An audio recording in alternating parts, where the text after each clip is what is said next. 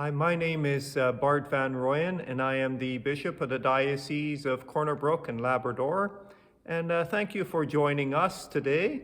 I thought that today I would start by showing you how to pray with Scripture. You know, we were talking a little bit about how the Scriptures are the story of God's people, and in it we are to see our own story. But there are also ways that we can pray with Scripture. And this comes out of a long tradition in the Catholic Church of praying with Scripture. Now, the way I'm going to suggest to you today, it comes from St. Ignatius of Loyola. Now, a little bit about St. Ignatius of Loyola. He lived in the 16th century in Spain, and he had his mindset as a young man to become a knight. This was a glamorous thing that he saw, and he had his opportunity. In fact, it was his first battle and his last.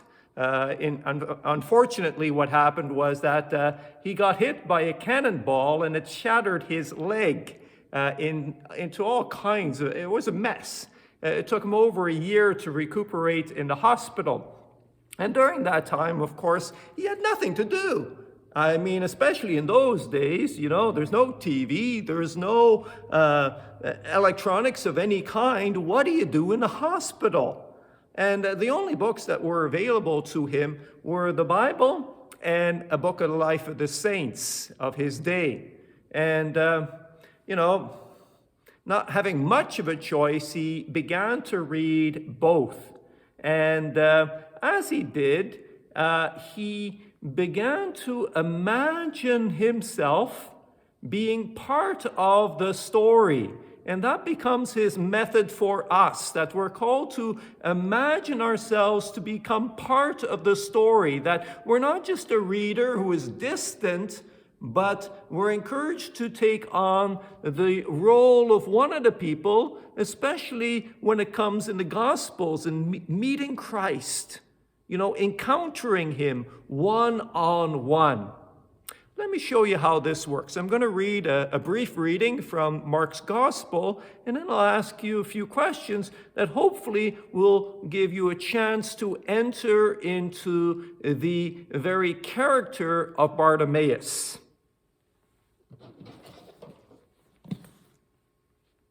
And so this is taken from the 10th chapter of Mark's Gospel, verses 46 to 52. As Jesus and his disciples and a large crowd were leaving Jericho, Bartimaeus, son of Timaeus, a blind beggar, was sitting by the roadside. When he heard that it was Jesus of Nazareth, he began to shout out and say, "Jesus, Son of David, have mercy on me." Many sternly ordered him to be quiet, but he cried out even more loudly, "Son of David, have mercy on me." Jesus stood still and said, "Call him here." And they called the blind man, saying to him, "Take heart, get up, he's calling you." So throwing off his cloak, he sprang up and came to Jesus. Then Jesus said to him, "What do you want me to do for you?" The blind man said to him, "My teacher, let me see again." Jesus said to him, "Go, your faith has made you well." Immediately the man regained his sight and followed Jesus on the way. So this is the gospel I've just read for you. Now, a few questions that maybe are there to help you to enter into the story. Now, we're to imagine ourselves being on the side of the road. Sometimes we feel that way. We're on the side of the road of life. Somehow, in a sense, we're dealing with a struggle. We're dealing with a difficulty. There is something deep within, a need that somehow is not being met, or something that, we have questions about. We are on the road. We sometimes feel we don't have that sight. We are blind. We're looking for answers. We're Bartimaeus.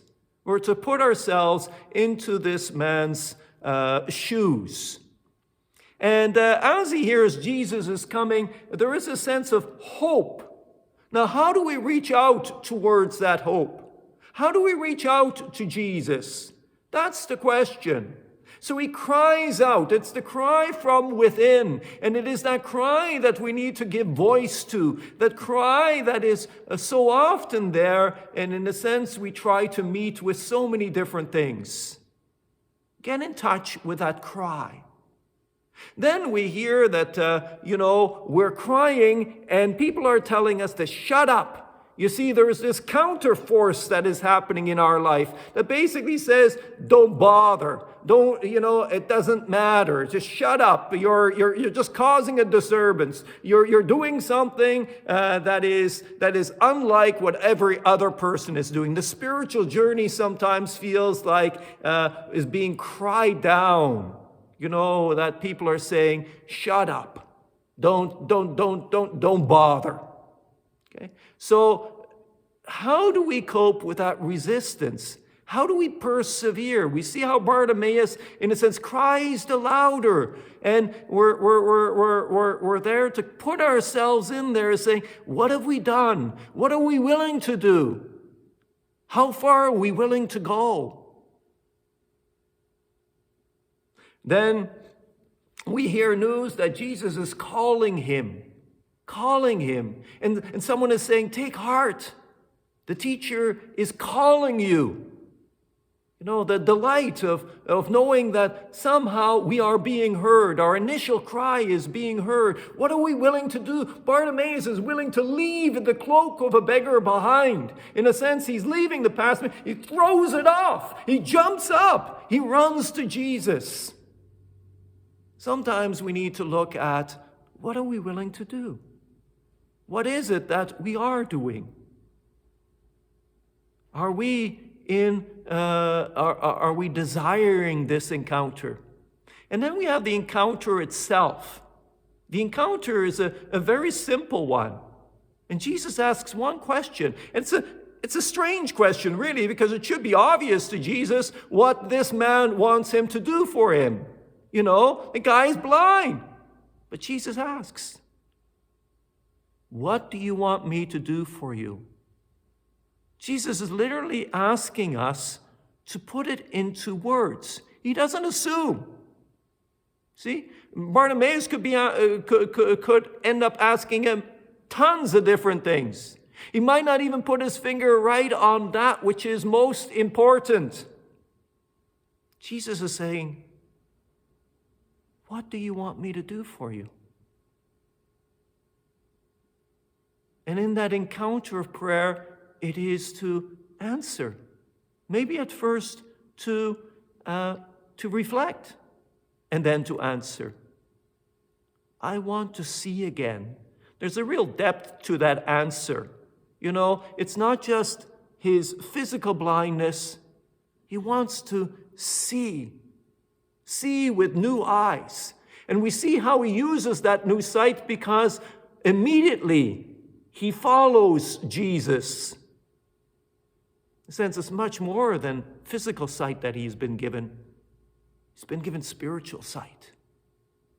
And so in this way, St. Ignatius is asking us or encouraging us or inviting us to enter into the scriptures as well. That we too, through them, can encounter Christ in a real and substantial way. I'll give you a few more examples in the weeks ahead. I hope this has been helpful, and I hope you'll join me again.